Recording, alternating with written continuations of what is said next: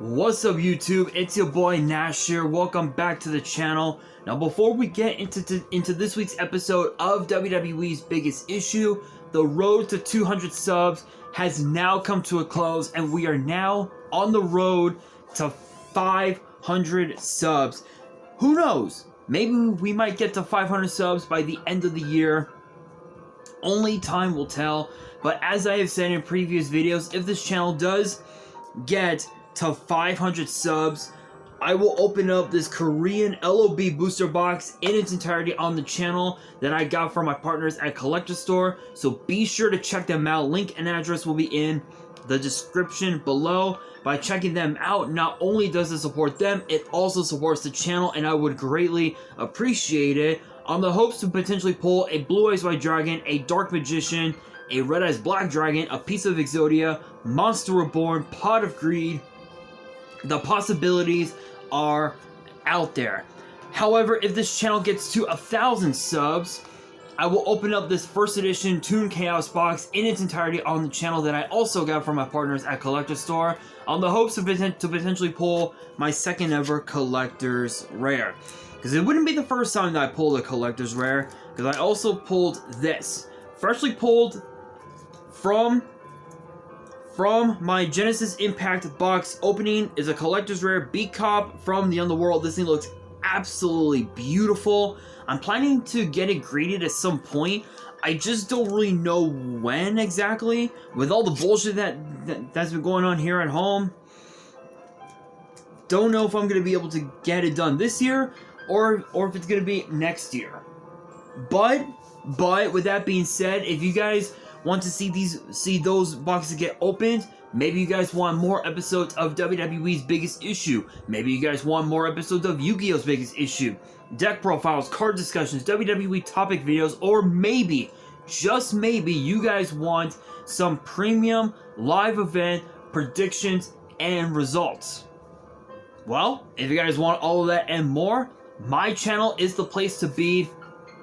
So if you guys are new to the channel, and I know that a lot of you guys are, make sure you guys subscribe to the channel, turn on the notification bell, and follow me on all my social media. My ads will be in the description below, as will the info to my fan mail. It will also be in the description as well. And I want you guys to post in the comments below answering the question of the day, which ties into this week's episode, which is this: what match do you guys want to see take place at Fastlane? Because in this week's episode of WWE's Biggest Issue, I'm going to be talking about the 5 matches that we desperately need to see at Fastlane. Now, obviously, Fastlane is fast approaching, and the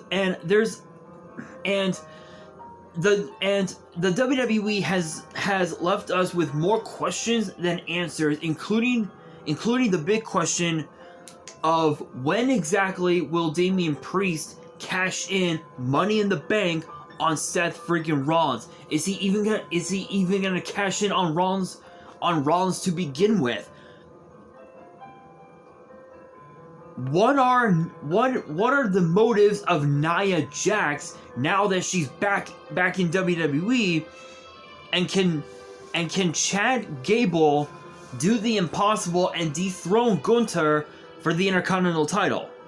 Who knows? Only time will tell. But the 5 matches, these 5 matches that I have here listed, are exactly what we need for Fastlane, as the perfect Fastlane card, if you will. So first out, obviously we do have the aforementioned Seth freaking Rollins and Shinsuke Nakamura for the World Heavyweight Championship. I feel like as if at Payback, yes, don't get me wrong, Payback was an instant classic between both Rollins and Shinsuke, but I feel like as if there needs to be at least one more match between these two so that way we would have a clean and decisive winner. Yes, we did have a clean and decisive winner at Payback in the form of Seth freaking Rollins, but it was after the match that made all the difference, as I had talked about in the payback result video and in the review episode of WWE's Biggest Issue. I talked about where I talked about how Shinsuke, once Payback went off the air, Shinsuke attacked Seth freaking Rollins from out of nowhere, just damn near destroying his back. And it's gotten to a point now where I don't think Seth Rollins will be able to pull it off anymore. So I think in this scenario, if the match did take place, hands down Nakamura would win, Priest cashes in, he's now, excuse me. Shinsuke Nakamura is now the World Heavyweight Champion. Is it possible? Absolutely, but only time will tell. But this match definitely needs to happen. Another match that I feel like should also take place is Rhea Ripley, Raquel Rodriguez, and Nia Jax. Think about that. Think about that. Three of the strongest women, three of the biggest women that Monday Night Raw has to offer, fighting it out for the women's world title. Think about that. That right there is insane. But what boggles my mind is why Nia Jax is back. Why? I just don't get it. Because if you guys remember, aside from the Royal Rumble,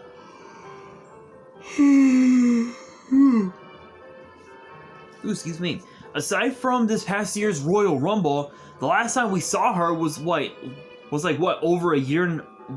Almost what? I want to say about 2 years ago, I want to say. And she got released from WWE because she was I wouldn't say that she was a threat to society. She was more of a threat to the entire WWE, as in,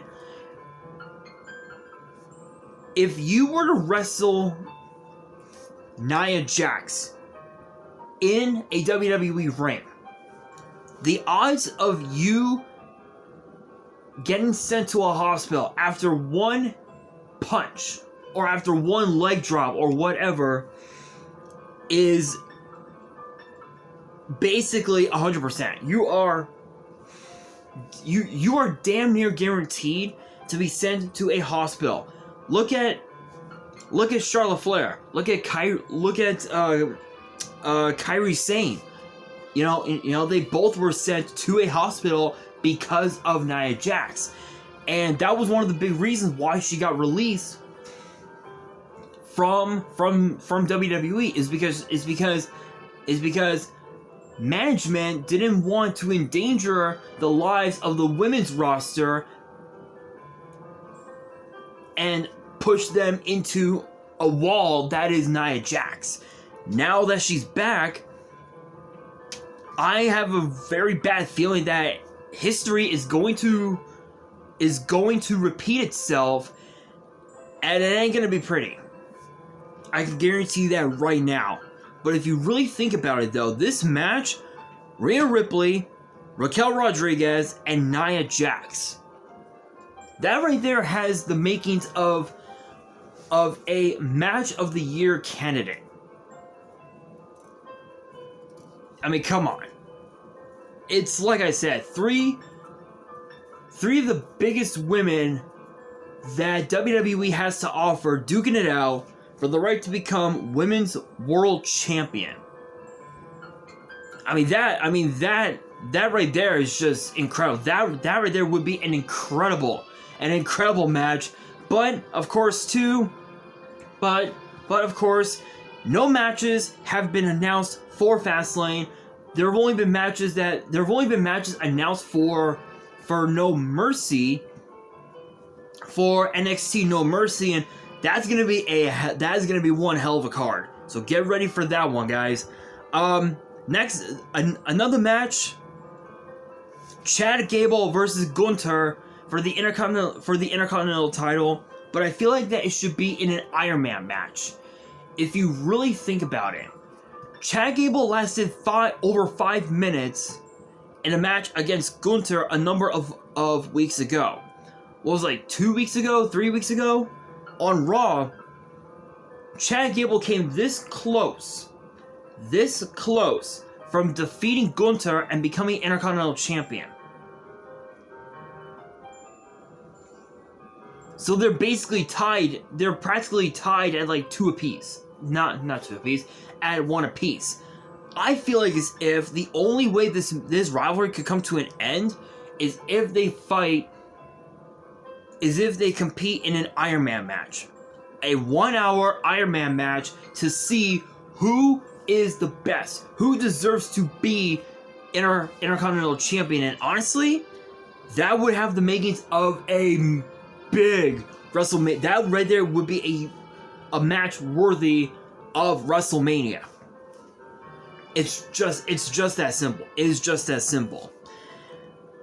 Match number 4, probably one of the most obvious.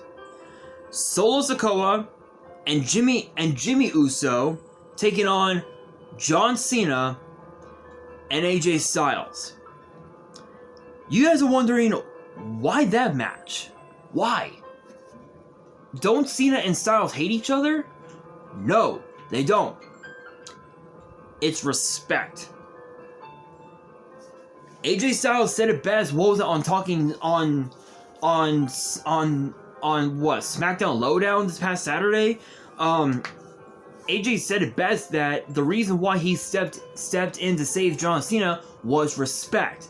They went to war throughout the second half of 2016 and the first half of 2017. So almost literally damn near a year. They went to war for literally a year. And they earned respect from one another. So if you really think about it, you got 2 legends, 2 icons in their prime, John Cena and AJ Styles, 2 former world champions, 2 guys who have been tag team champion, who have been United States champion, who have been world champion, who have done everything that there's to do both inside and outside of WWE, respectively, teaming up against the Bloodline. Come on, even you guys know that right there has the makings of a big money match. And the way I see it, the only way for Solo Sikoa and Jimmy Uso to get over, if you will, again, is if they fought Cena and Styles. The best way for Jimmy Uso to be back in the Bloodline is if he teamed up with Solo, his own brother, and defeated John Cena and AJ Styles. Is it bound to happen? Perhaps. Is it really going to happen? Only time will tell. We don't really know. We don't really know exactly, but that's just how I see it. But the last match that I wanted to bring up, and this is actually one that's caught my eye over the last couple of weeks. The LWO versus the Judgment Day versus the Street Profits and Bobby Lashley, or as some people like to call them, excuse me, or as some people like to call them, Hurt Business 2.0. I mean, that's not bad. I mean, Bobby Lashley reviving the Hurt Business on his own? That's not bad. That's not bad. I mean, it's not a bad thought, in my honest opinion, but think about this, right? Rey Mysterio is the United States champion. He's got there's like nothing to do. He's got like nothing to do with this match. Even though he's the leader of the NWO, he's got his own issues to deal with in the form of the United States title. But if Lashley were to recruit one other person, and if JD McDonough became a full-fledged member of the Judgment Day, then it would truly be all 4 male members of the LWO versus all 4 male members of the Judgment Day versus the Street Profits, Bobby Lashley and some guy. We'll just, for all we know, it could be Omos. For all we know, it could be Carmelo Hayes or Trick Williams, which either one of those two would be perfect for the group. But only time will tell. But honestly, I think that triple threat match is the perfect example of faction warfare. Think about that. 3 factions on SmackDown fighting for supremacy. Now that the bloodline is done. Now that the bloodline has damn near crumbled, these 3 factions are trying to see who's superior. Who is the superior faction? Is it the LWO? Is it the Judgment Day? Or is it Lashley and the Prophet? Only time we don't know. Yes, it's true that the Judgment Day do have the Money in the Bank briefcase, the Women's World title, the NXT North American title, and the Undisputed Tag Team titles. Yes, it's true that they do have those accolades, if you will. But think about this. The Street Profits have aligned themselves with a first ballot Hall of Famer in Bobby Lashley, who is a 2-time ECW champion, a 2-time Intercontinental champion, a 3-time United States champion, a 2-time WWE champion, former 2-time TNA television champion, King of the Mountain champion, I think it is. And then of course the LWO, they've aligned themselves with a true Hall of Famer in Rey Mysterio. So it basically comes down to who would come out on top.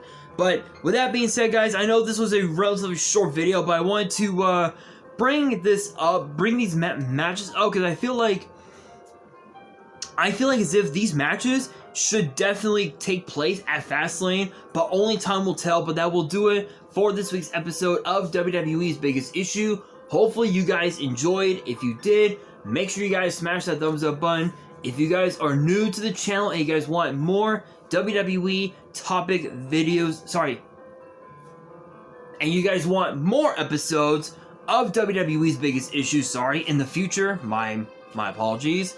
Make sure you guys subscribe to the channel, turn on the notification bell, and follow me on all my social media. My ads will be in the description below, as will the info to my fan mail. It will also be in the description as well.